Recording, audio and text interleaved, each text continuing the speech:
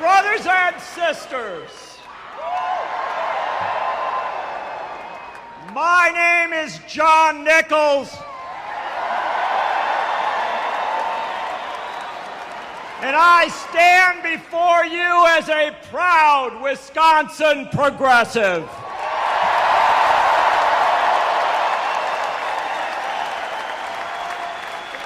I am here in the tradition of Robert M. La Follette, the Capital Times newspaper, the Progressive magazine, the Wisconsin Idea, and the Wisconsin Uprising of 2011.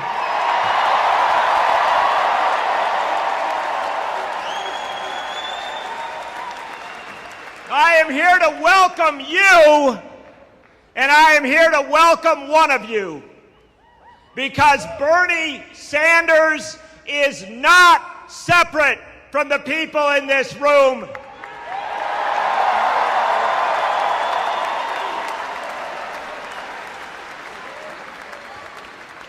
I'm not here to make any endorsements or deliver any grand statements about what you should do in 2016. That's not what the Wisconsin Progressive Movement was ever about.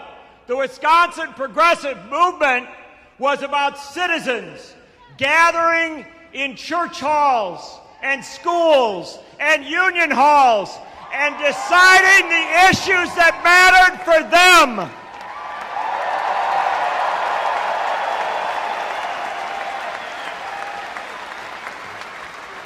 This has always been a people's movement. And when leaders arrive, they come from the people. They don't dictate to the people.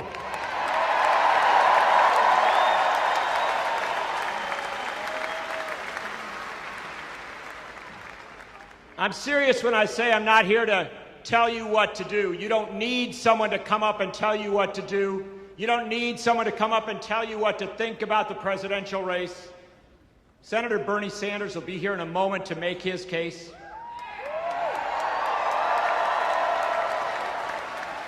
His campaign is all over this room. They've given you all sorts of information. They want you to go to berniesanders.com. They want you to text 82623, pull your phone out and do all that, and type in Bernie and you get updates all the time. They'll tell you all the bells and whistles.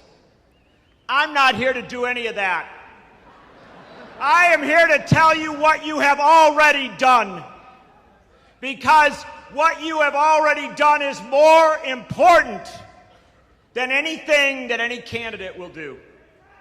What you have already done is demand that the 2016 presidential race have a progressive voice at the table and in the debate.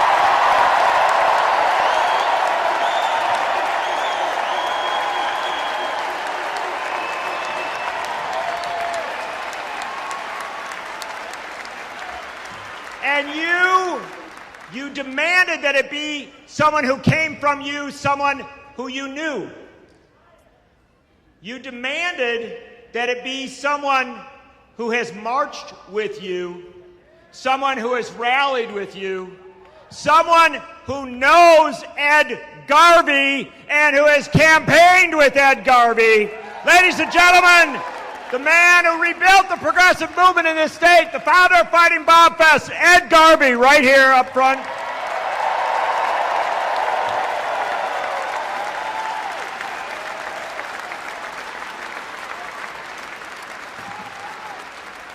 Right in front of him, 2 rows up, the mayor of Madison, Paul Soglin, right here with us tonight.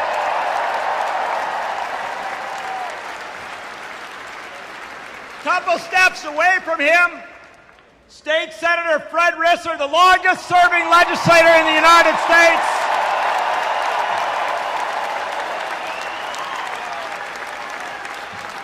State Representatives Therese Berceau and and Melissa Sargent, and a dozen others I can't even pick out here.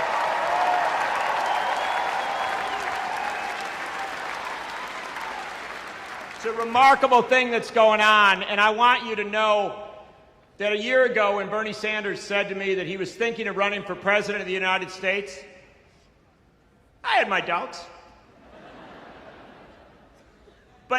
But then Bernie Sanders said, you know, because he was pretty sure it was going to work because he said he wasn't going to do it like other people did it. He was going to do it as a movement.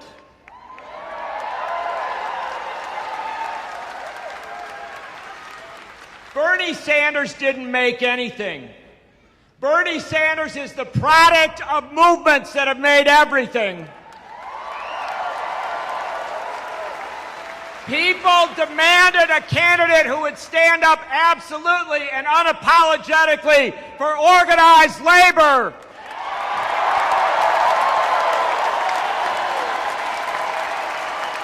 People demanded a candidate who would stand up absolutely and unapologetically for fair trade, not the broken free trade model of NAFTA and the TPP.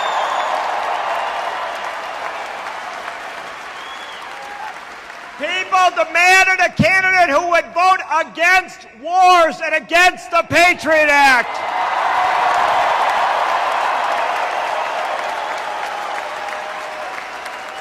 People demanded a candidate who would march with Naomi Klein and Bill McKibben to say climate change is the essential issue of our time.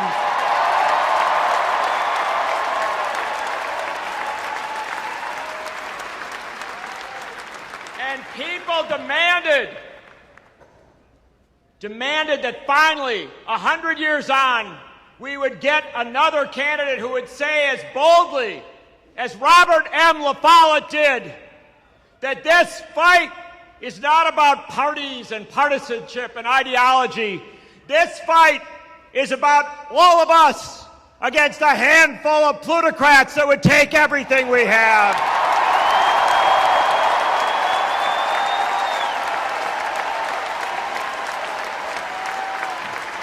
Brothers and sisters, Wisconsin progressives, you demanded a candidate who spoke your language.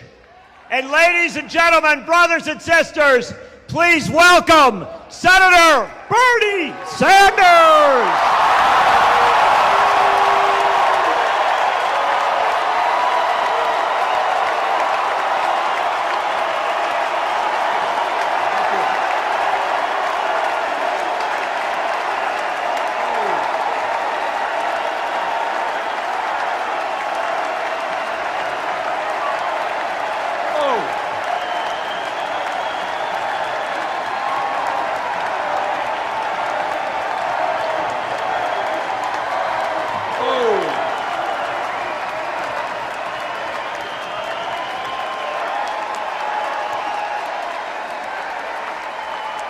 Whoa! In case you haven't noticed, there are a lot of people here.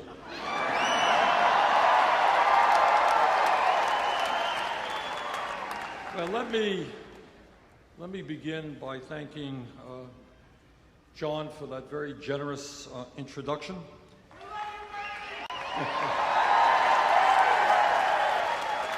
And let me thank my dear friends Ed and Betty Garvey for all the work they've done for Wisconsin and this country for so many years.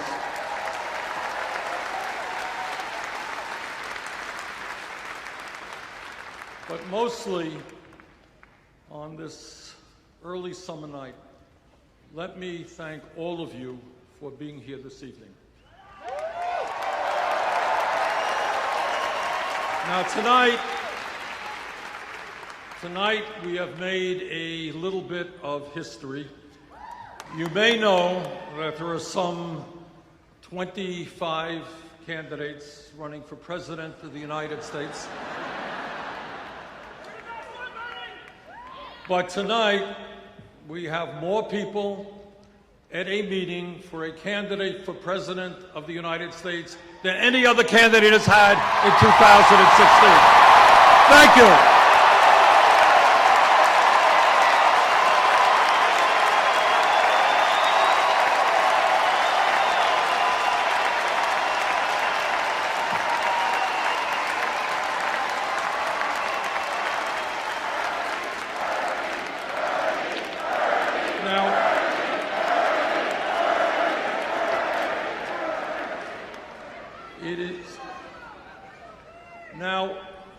I was shown something yesterday. Apparently, the Wisconsin Republican Party has welcomed me into the state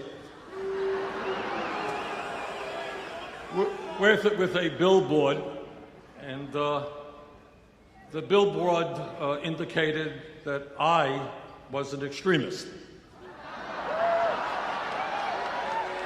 So let me just say a few words to my friends in the Republican Party about extremism.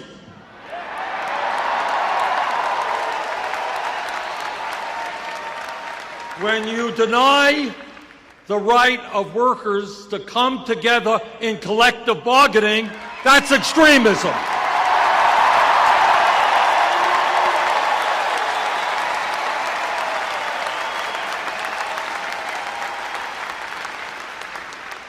When you tell a woman that she cannot control her own body, that's extremism.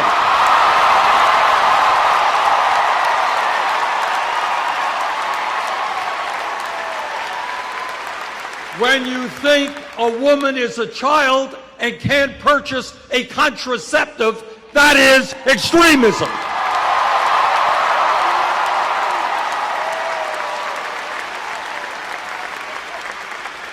When you give tax breaks to billionaires and refuse to raise the minimum wage, that's extremism.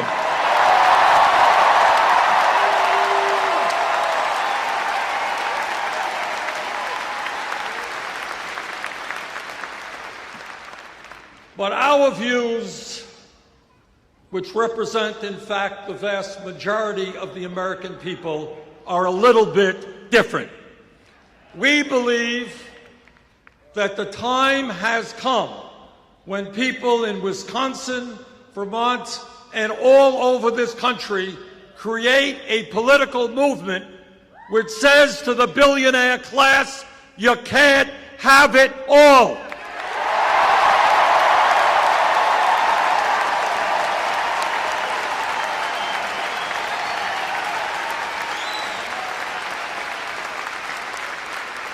And what we are saying to the Koch brothers, Governor Walker, and all of those people is that this great country and our government belong to all of the people and not just a handful of very wealthy people.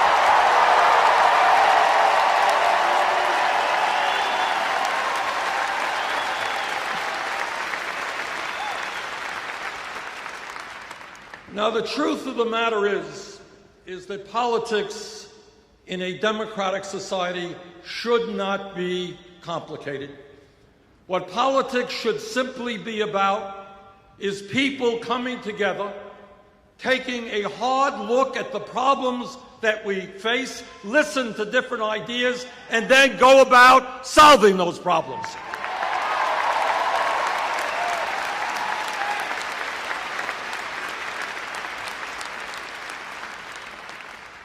Despite what the media may think, politics is not a baseball game with polls. Politics is not a soap opera. What politics is about in a democratic society is people coming together and improving life for our people.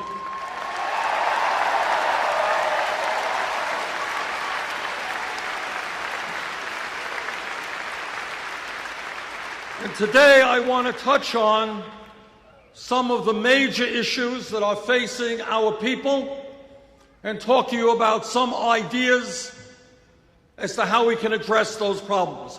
But the first point that I want to make, and John Nichols has already made it, and let me be very clear about this. This campaign is not about Bernie Sanders. It is not about Hillary Clinton. It is not about anybody else. It is about you.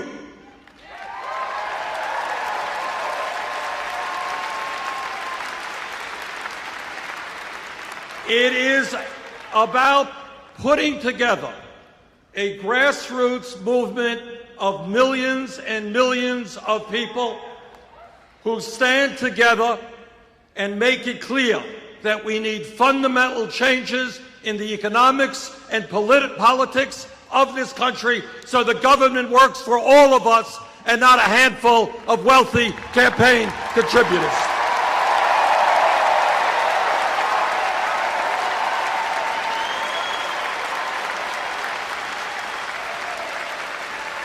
And let me also tell you that in order to win this election, it goes without saying that we need a strong grassroots movement, an unprecedented grassroots movement. But let me say this to you also, and this is something that no other candidate will tell you, and that is that nobody in the White House, no matter how good he or she may be, can address the major issues facing working families and the middle class without an active, politically conscious grassroots movement.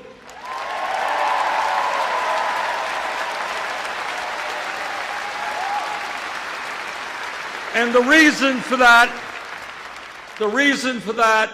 is not complicated. It is that the big money interests, Wall Street, corporate America, all of these guys have so much power that no president can defeat them unless there is an organized grassroots movement making them an offer they can't refuse.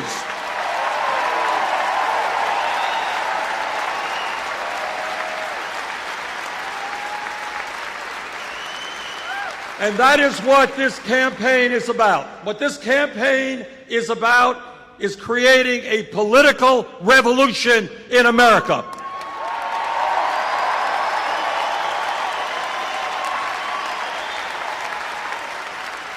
A revolution which takes on the greed of Wall Street and corporate America.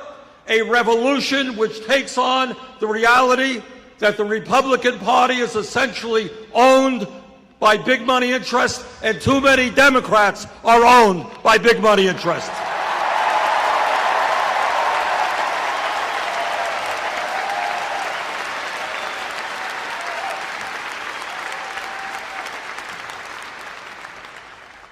Today, we live, hard to believe, many people don't sense it, we live in the wealthiest nation in the history of the world. That's where we are today. But most people in this country don't sense that, don't feel that, because almost all of the wealth is being held in the hands of a very few.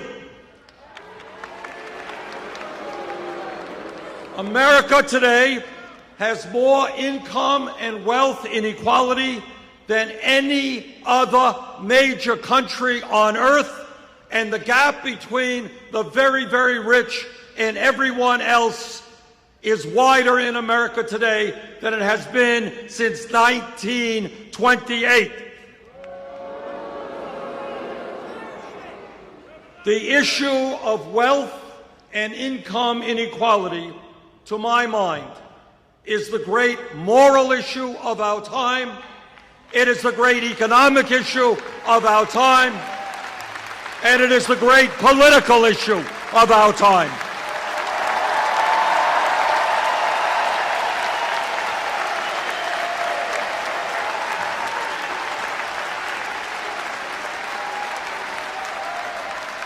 Let me be as clear as I can be.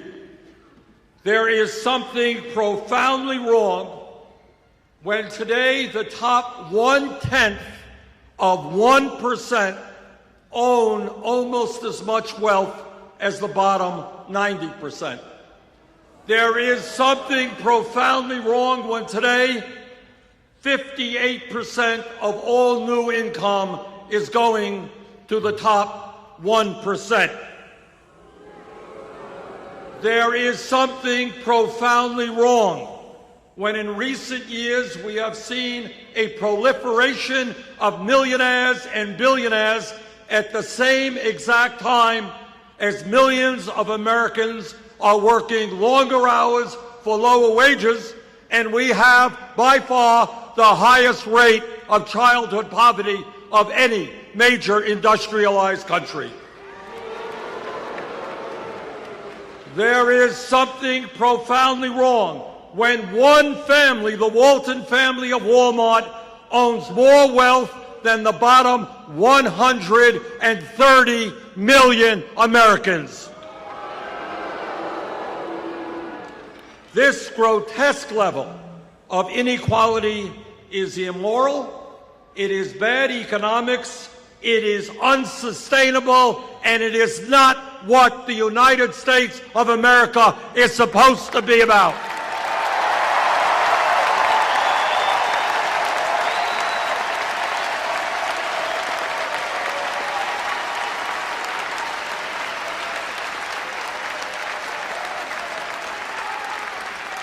This is a rigged economy, and brothers and sisters, together we are going to change that.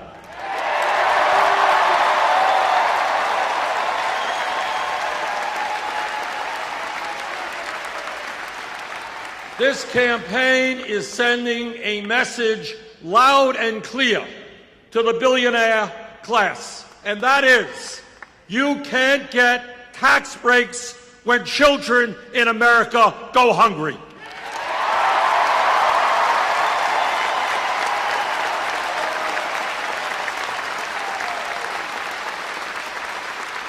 You cannot continue to send our jobs to China when millions of Americans are desperately looking for work.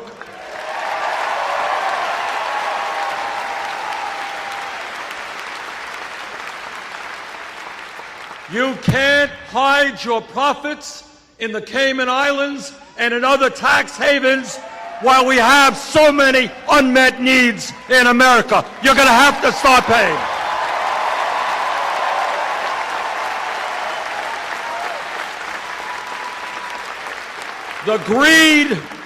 The greed of corporate America and the billionaire class has got to end, and we are going to end it for them.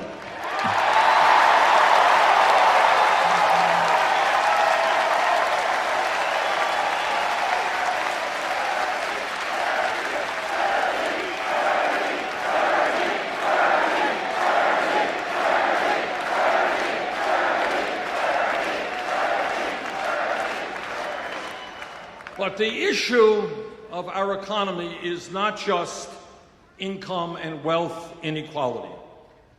The issue of what's going on in our economy deals with the tragic reality that for the last 40 years, the great middle class of America, once the envy of the entire world, has been disappearing, despite exploding technology, so that every worker in America is significantly more productive than those who came before. Median family income is almost $5,000 less today than it was in 1999.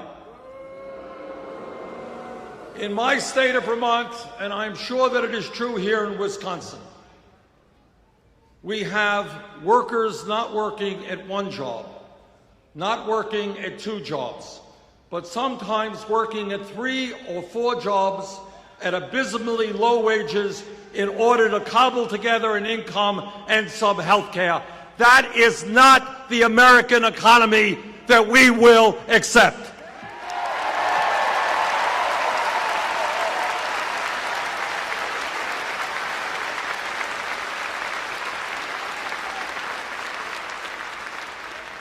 And when you look at the economy, what we have to understand is that every month the government announces a statistic about official unemployment. Currently it is about 5.4%. But if you look at another government statistic, which includes those people who have given up looking for work, and those people, those millions of people who are working part-time when they want to work full-time, real unemployment today is close to 11%. That is unacceptable.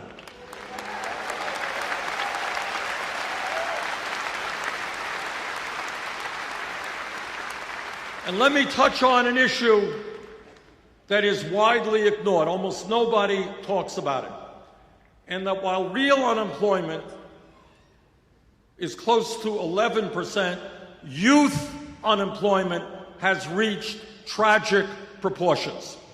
Today in America, for those young people 17 to 20, those kids who have graduated high school or have dropped out of high school, if they are white, youth unemployment is 33%.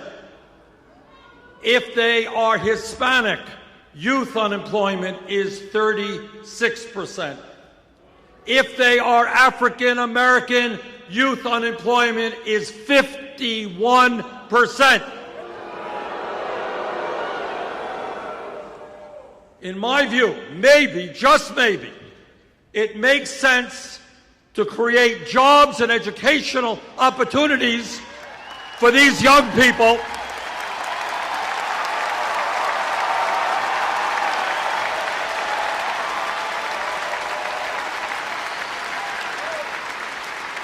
Maybe we should create jobs and educational opportunities rather than more and more incarceration and more jails.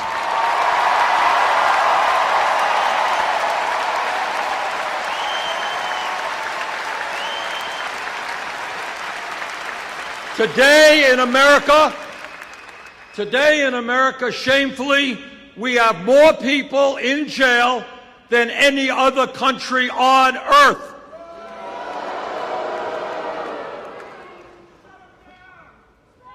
So our job, in fact, is to create a new criminal justice system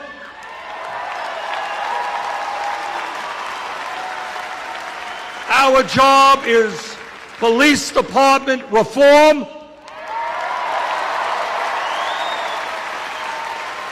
Our job is to make sure that young African Americans can walk down the street without being abused or worse.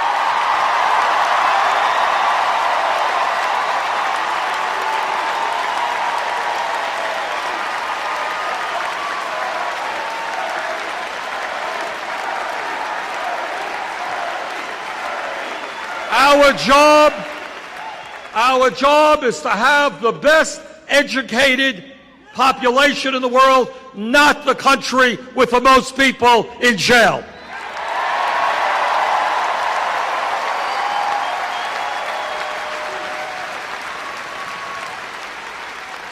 And when we talk about the economy, it's not only the grotesque level of income and wealth inequality, it's not only the unacceptably high levels of unemployment.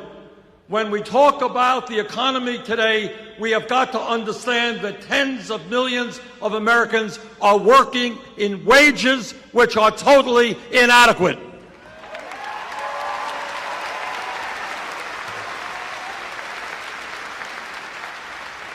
Now, I know that Governor Walker may disagree.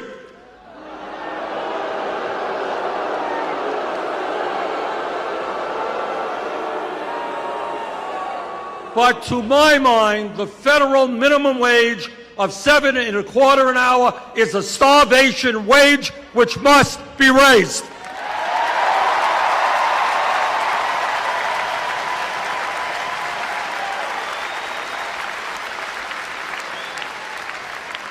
The minimum wage must become a living wage, which means $15 an hour over the next few years.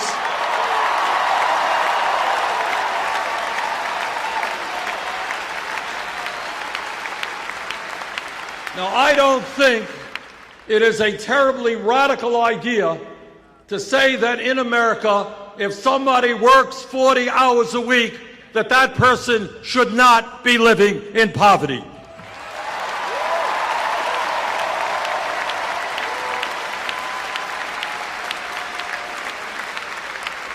And brothers and sisters, a living wage should not only be fair, it should be equitable. There is no excuse for women making 78 cents on the dollar compared to men.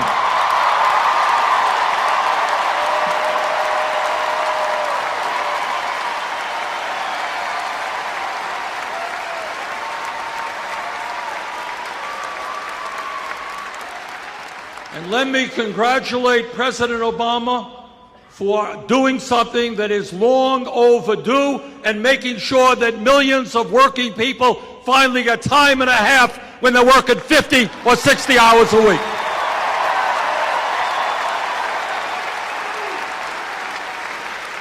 That's an issue that many of us have been working on, and I'm glad the President came through. Now, some of you may know, many of our Republican friends are very deeply concerned about family values. They love families.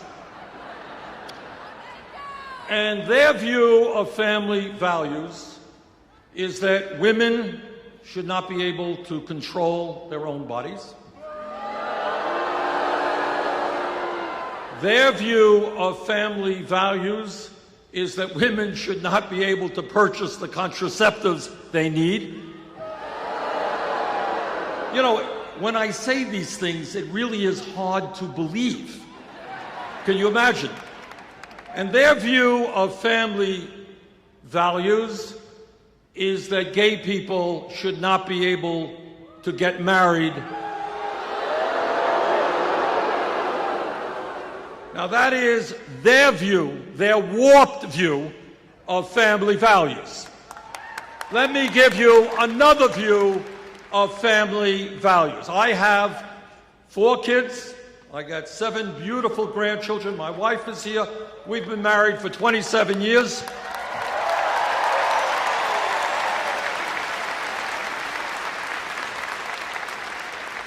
I believe, and you believe, in the importance of family. And that is why, because we believe in real family values, the United States must end the international embarrassment of being the only major country on earth that does not guarantee workers paid medical and family leave,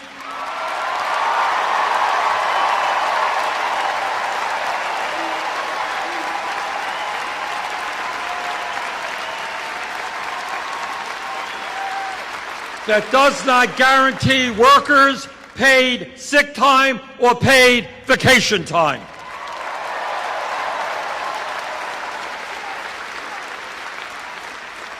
So let me talk a little bit about family values. Today in Wisconsin or in Vermont, a woman is having a baby.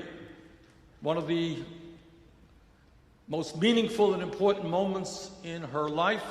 Father is standing right beside her.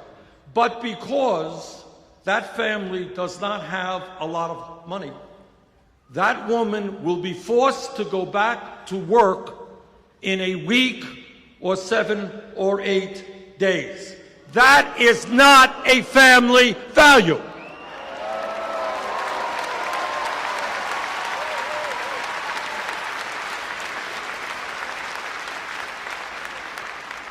In every other major country, women, regardless of their incomes, and the father as well, are able to stay home with their baby, get to know their baby in the most important moments of their baby's life.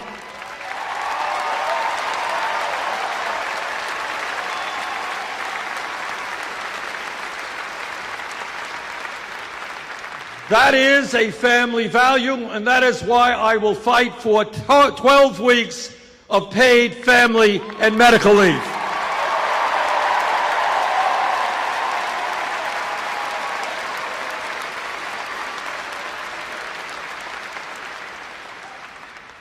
Let me touch on another issue that is almost never talked about at all, but it is an issue of enormous consequence. And that is as a result of the collapse of the American middle class. What we are seeing is people in our country working incredibly long hours. Incredibly long. I go around the country and I look in the eyes of people. They are tired, they're exhausted, they are stressed out because they are working and working and working. I'll tell you briefly a story. A couple of years ago, outside a grocery store in Burlington, Vermont, I met a woman. And she came up to me and she said, you know, Bernie, my husband and I have one kid, but we would like to have more kids. But I'm working 3 jobs, he's working 2 jobs, and we do not believe that we can be the parents we should be. So we're putting off having more kids. That story is being told all over America. Today, the American people are working longer hours than the people of any other major country on earth. The Japanese are very hardworking people. We work 137 hours a year more than the Japanese. We work 260 more hours a year than the British, and we work almost 500 hours a year more than our good friends in France. What can we say about the French? Now here's the point, and I say this in order to put where we are today in a broader context. When we were kids in school and we read history textbooks, we saw pictures in those books of workers out on the streets demonstrating 100 years ago, 1910, 1912, 1914. And those workers held up these big banners and the signs. And you know what those signs said? They said, we want a 40-hour work week. What they said is, we are not beasts of burden. We want time with our families. We want time for education. We need time for leisure. That was 100 years ago. Today, unbelievably, 85% of working men and 66% of working women work more than 40 hours a week. 100 years have come and gone, and we have lost ground. Now, at the very least, what the United States must do, and I will do as president, is to make sure that every family in this country gets at least 2 weeks off of paid vacation.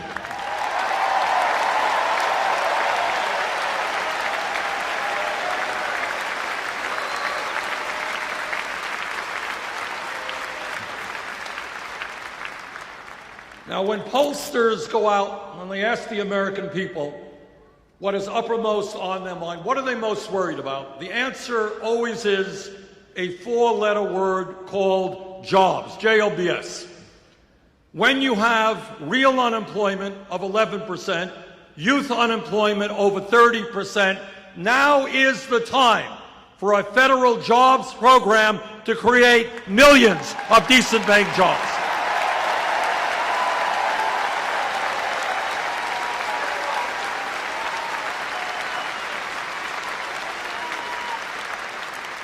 In virtually every state in this country, our infrastructure, our roads, our bridges, water systems, wastewater plants, our rail system, our levees, and our dams need an enormous amount of work.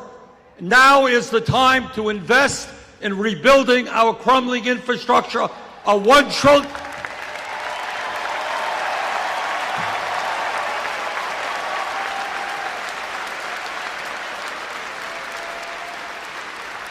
A $1 trillion investment will create and maintain some 13 million jobs, and that is exactly what I intend to do.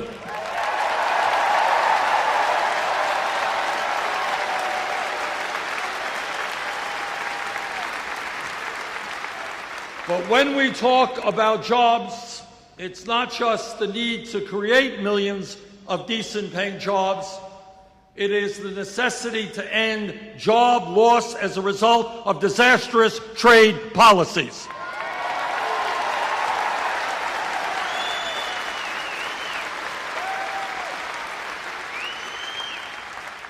You are looking at a senator and former congressman who voted against NAFTA, against CAFTA, against permanent normal trade relations.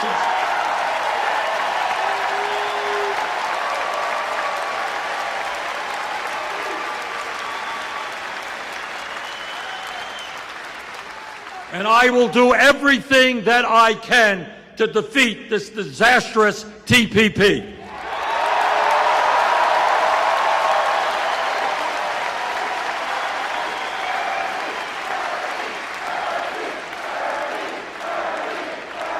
And when we talk about rebuilding the American middle class, we're talking about rebuilding the American trade union movement.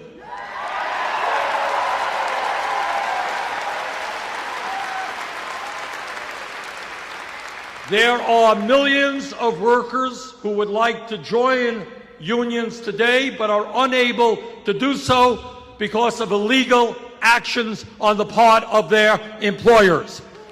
In my view, if 50% plus one of workers in a bargaining unit sign a card asking for a union, they should have that union.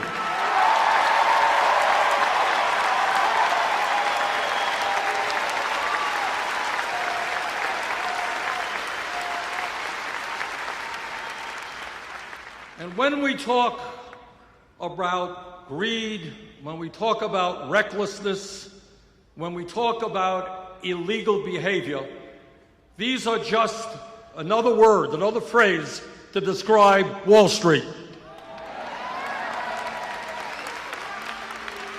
In my view, and this is a hugely important issue for the future of our economy, it is time to break up the largest financial institutions in this country.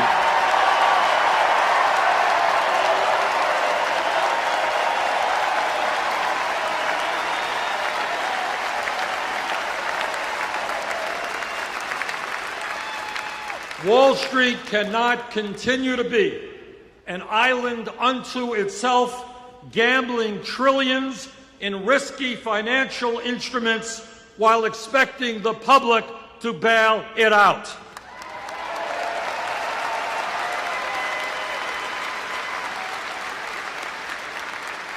In my view, and we've introduced legislation to deal with this, if a bank is too big to fail, it is too big to exist.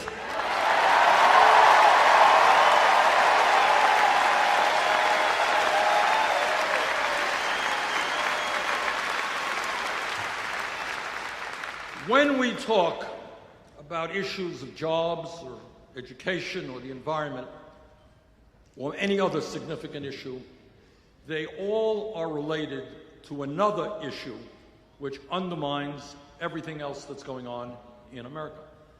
And I think you in Wisconsin are very familiar with this issue. So let me be as blunt as I can be when I tell you what you already know.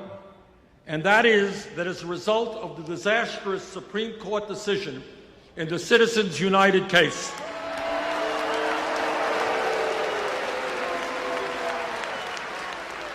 the American political system has been totally corrupted, and the foundations of American democracy are being undermined.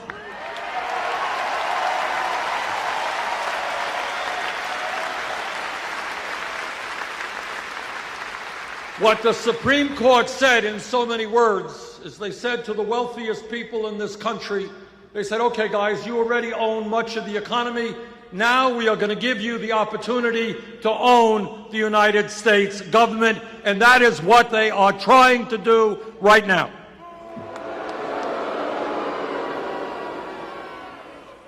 Let me be as clear as I can be, and that is that as President of the United States, I will not nominate any justice to the Supreme Court who has not made it crystal clear that he or she will vote and work to overturn this disastrous Citizens United decision.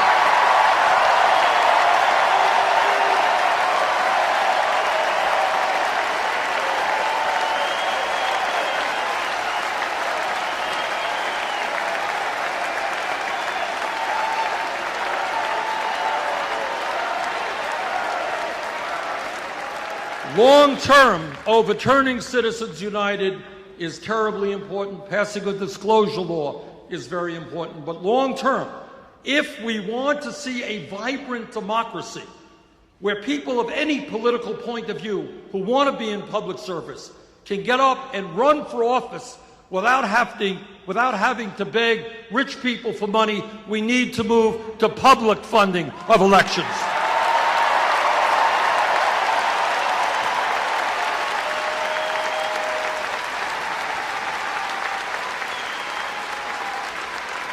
Let me give you an example.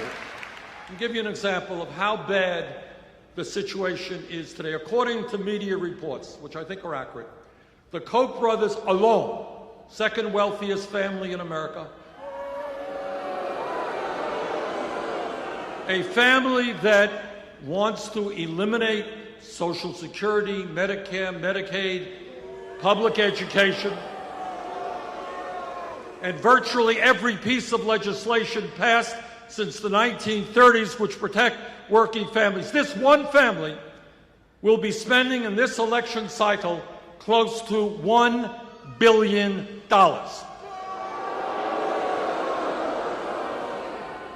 And their job and what their money is about is to elect candidates who make the rich richer and everybody else poorer. But when you have one family spending close to $1 billion, which is more money than either the Democratic Party or the Republican Party will spend, this is not democracy, this is oligarchy, and we have got to end it.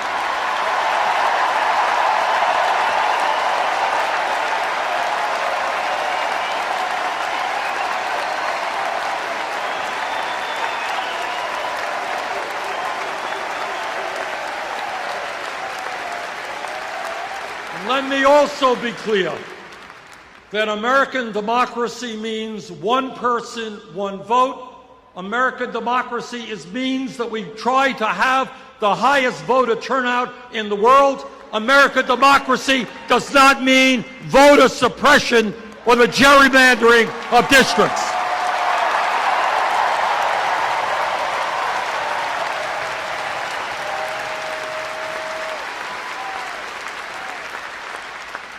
I think everybody here knows that we are living in a very competitive global economy, and that if we are going to succeed, if our economy is going to do well in years to come, we need to have the best educated workforce in the world.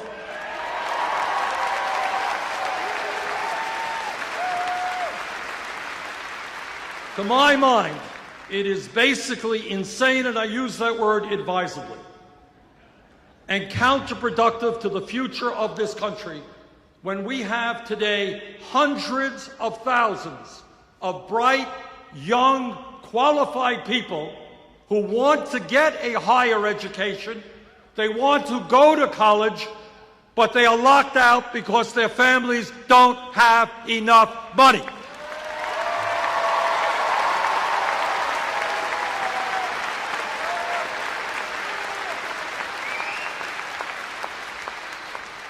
And that is not only pulling the ladder out from under these young people who want to work hard and make it to the middle class, it is not the way you create a growing and vibrant economy when we need doctors and scientists and nurses and teachers and all kinds of well-educated workers. But the issue goes beyond the high cost of college and people not being able to get into college. Today, we have a situation where we have millions of young and not so young people who are shouldering horrendous college debt decade after decade.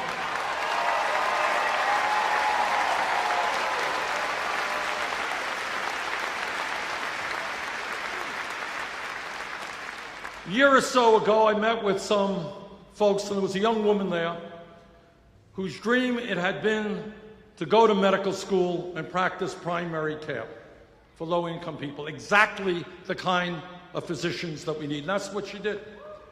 And as a result, she left school $300,000 in debt. For the crime of going to medical school so she could work with low-income people. Then I thought that that was really quite extreme, and then I was in Iowa a couple of months ago, and I mentioned this fact, and a young woman came up to me after my remarks. She said, "Senator, I just graduated dental school, $400,000 in debt." Now that is why, and all over this country, young people, $50,000, $60,000 in debt. Talked to somebody recently spending 20% of her income paying back student debt. People can't get married, they can't have kids, can't buy a house because of the student debt. So we've introduced legislation which I will push through as president that does two things. Number one, it will make every public college and university in America tuition free.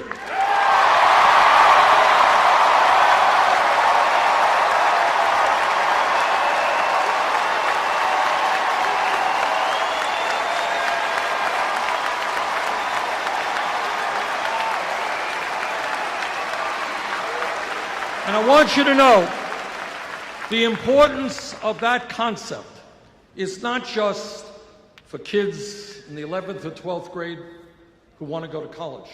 The importance of that concept is that it will resonate with kids in the 5th grade and the 6th grade. Right now, all over America, there are young kids who may not know it intellectually, but they know it emotionally.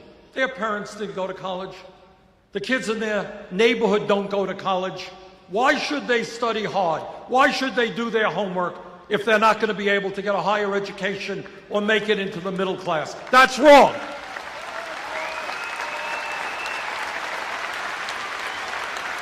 So we are saying to every kid in America, if you study hard, if you do your work, you will, in fact, be able to get all of the education you need, regardless of the income of your family.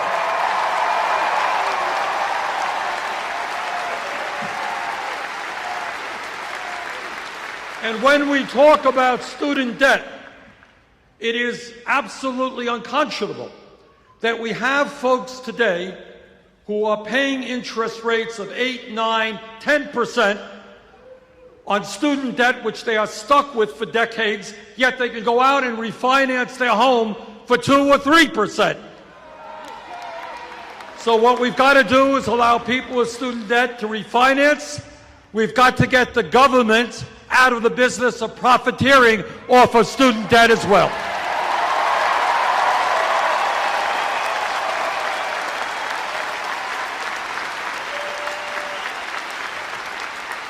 And when we do that, we can cut student interest rates by more than half.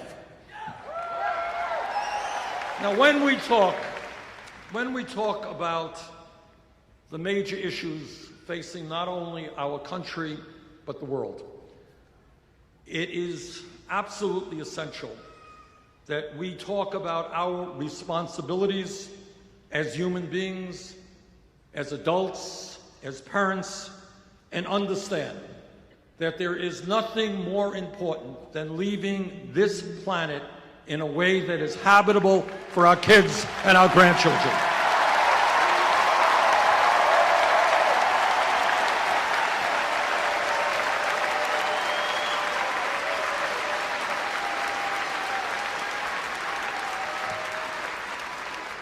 The debate is over. The scientific community has spoken in a virtually unanimous voice. Climate change is real. Climate change is caused by human activity, and it is already causing devastating problems all over our country and all over the world.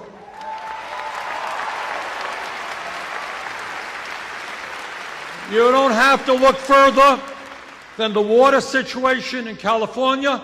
You don't have to look further than what's going on in Pakistan, where people are dying from an unprecedented heat wave.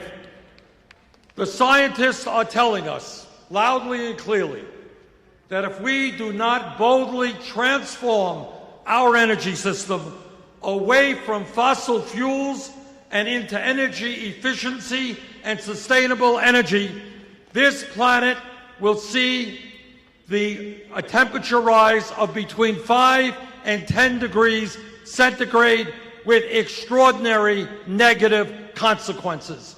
What that means is more drought, more floods, more extreme weather disturbances, more acidification of the ocean, more rising sea levels. And what the CIA and Department of Defense tell us is that when people around the world don't have food because the land that they are working on is no longer arable, when they do not have enough water, this causes international security issues where people fight each other for limited natural resources. As a nation, we can. As a nation, we must lead the entire world in transforming our energy system away from fossil fuel.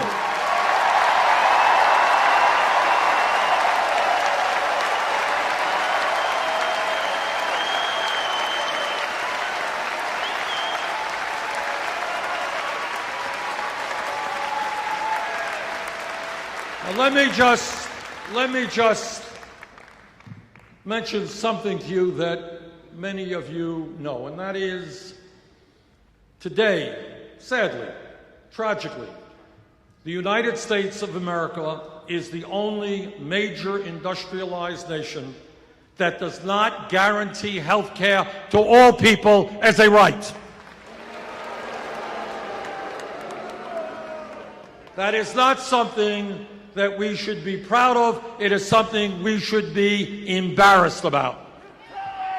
Despite the gains of the Affordable Care Act, 35 million Americans continue to lack health insurance, and many more are underinsured with high deductibles and high co-payments. Yet, despite all of that, we continue to spend almost twice as much per capita on health care as do the people of any other nation. In my view, this country must make two fundamental decisions with regard to health care. Number one, in America, health care must be a right for all of our people.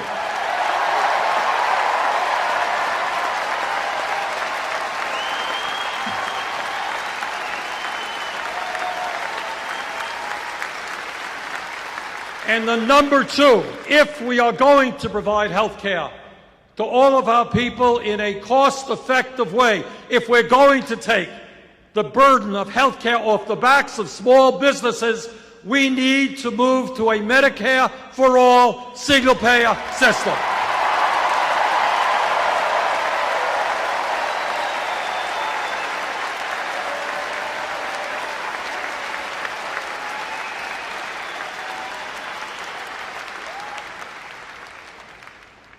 All of you who are here this evening, I think, have an understanding about how real change takes place in our country and has historically taken place. You are aware that change takes place from the bottom on up.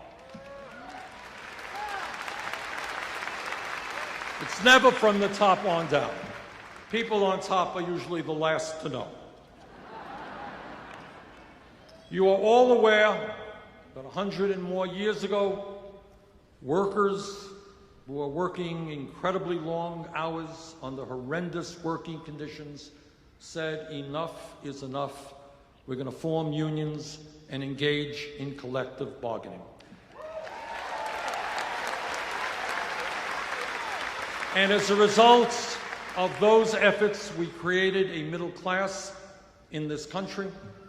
Workers had decent wages, decent benefits. And politically, because of millions of workers coming together, we passed Social Security, Medicare, Medicaid, and many other programs to help the American people.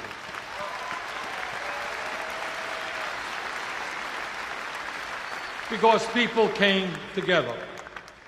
All of you are aware of the tragic history of racism in America. But for a very long time, African Americans and their white allies came together, and they struggled, and they stood up for justice, and they stood up to lynching, and they stood up to segregation, and they stood up to a situation where African Americans couldn't even vote in America.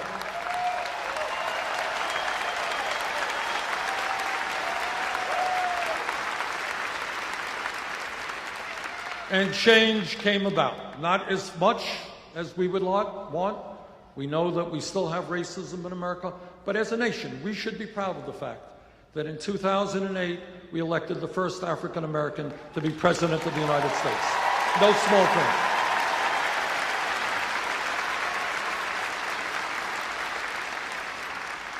But so many people stood up and fought for civil rights. Didn't happen because of a few.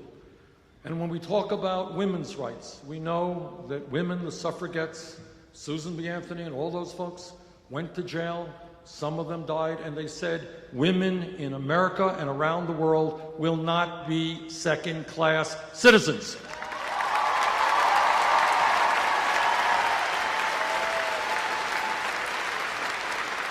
And that struggle continues to exist today.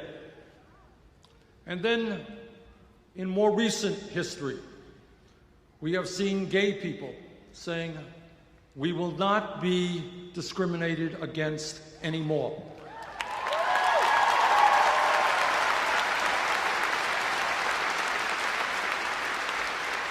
And a huge change swept the country, huge change in consciousness, and said that we are going to treat all of our people with respect and dignity, no matter what their sexual orientation may be.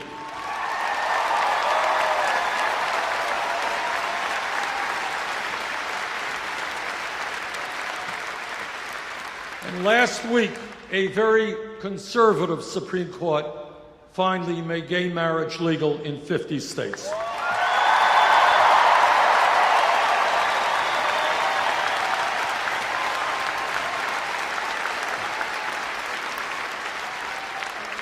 So as a nation, we have a right to be very proud of the successes that we have seen because of the struggles of millions of people to create a less discriminatory society. That's something we should be proud of. Right, we deserve a hand for that.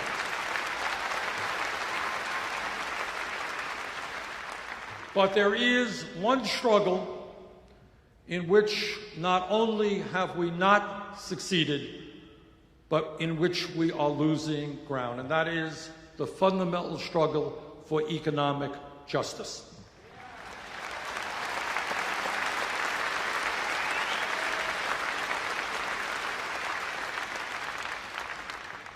I am in the Senate the ranking member of the Budget Committee, which means that I am the Democratic leader on that committee. And I want to give you an example. And I want to speak now not just to the people in this room, but to working class and middle class Republicans in the state of Wisconsin.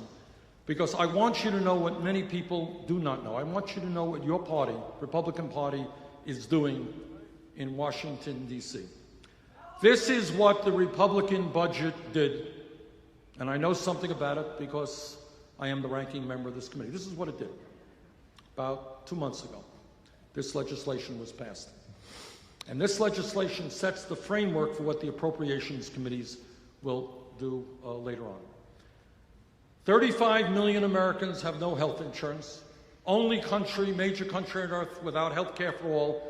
Republicans decided to end the Affordable Care Act, cut Medicaid by over $400 billion, throw 27 million Americans off of health insurance.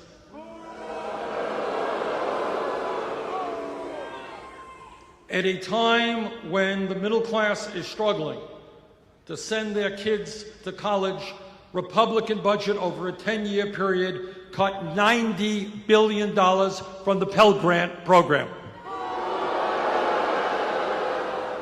At a time when millions of Americans are working 40 or 50 hours a week, and are not earning the income they need to adequately feed their family, the Republicans made massive cuts in nutrition programs for hungry people and for children, including the WIC program, which is designed to protect low-income, pregnant women and their newborn babies.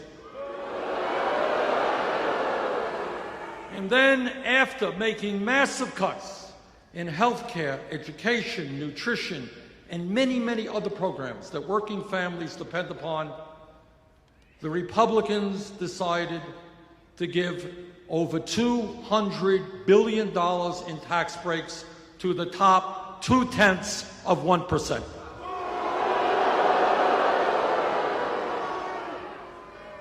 In my view, when we reach out, and what this campaign is about, is to reach out to working families all over this country, including Republicans. Because I believe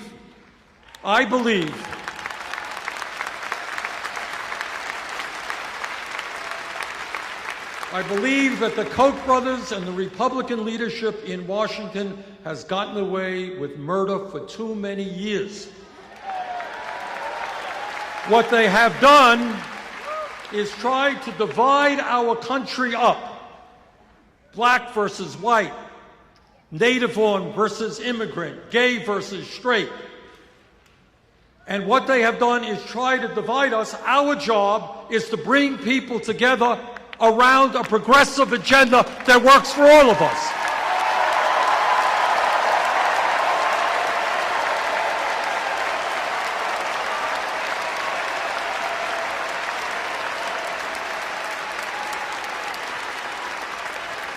Go out, please, where we need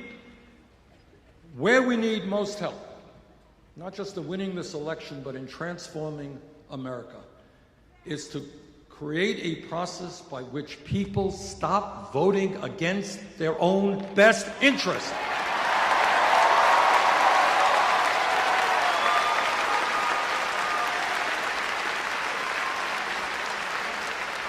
Ask your Republican friends at work if they really think it makes sense to vote for people who are going to send their jobs abroad. Vote for people who will not raise the minimum wage. Vote for people who take health care away from their own children. And when we are successful in bringing our people, middle-class working people, together, we will transform America.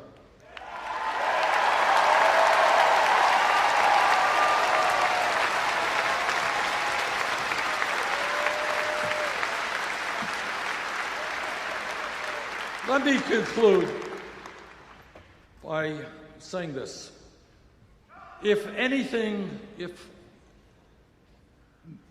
What I would like to ask of you is please think big, not small.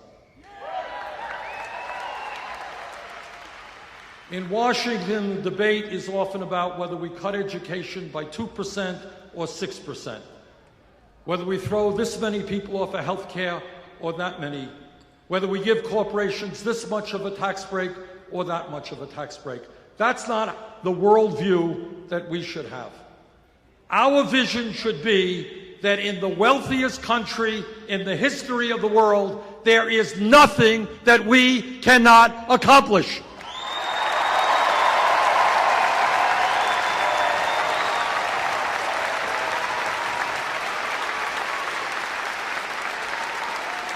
We can provide health care to every man, woman, and child as a right. We can make certain that every person in this country can get all of the education he or she needs, regardless of the income. We can create millions of decent paying jobs. We can have the best child care system in the world.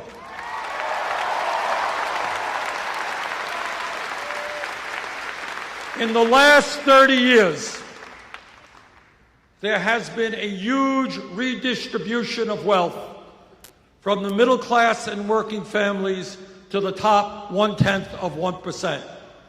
Our job is to reverse that, redistribute wealth back into the hands of working families.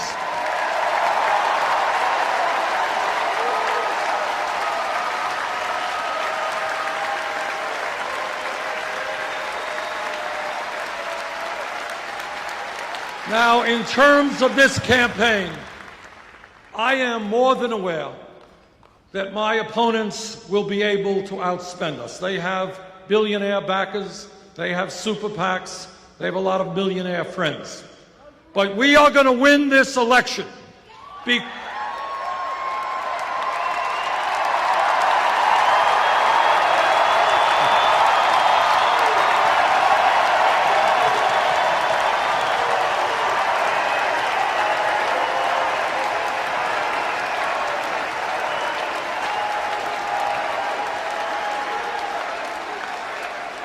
are going to win this election because if we do our job well, if we develop the grassroots national movement that I know we can, at the end of the day, they may have the money, but we have the people, and when the people stand together, we can win. Thank you all very much.